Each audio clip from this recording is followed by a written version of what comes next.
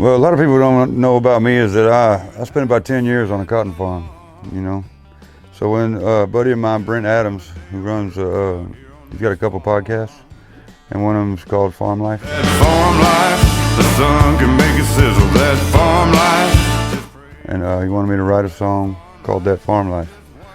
And he told me I could keep the rights to it, and I could put it out on an album, and I could do anything as long as I gave him permission to use it on his podcast. And he paid me to write it and record it, and pay for the recording and everything.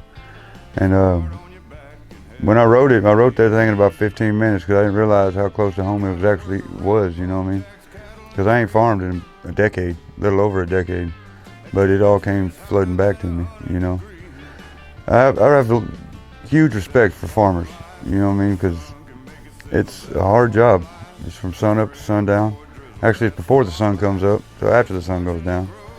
And you got to work in all kinds of weather and rough terrain. And it's really earning your money, let's put it that way.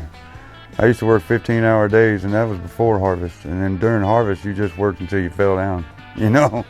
And it's a life that you really got to have grit to live, you know?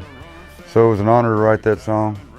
And hopefully it helps people who've worked the job that I've worked, you know. Farming community is a huge community.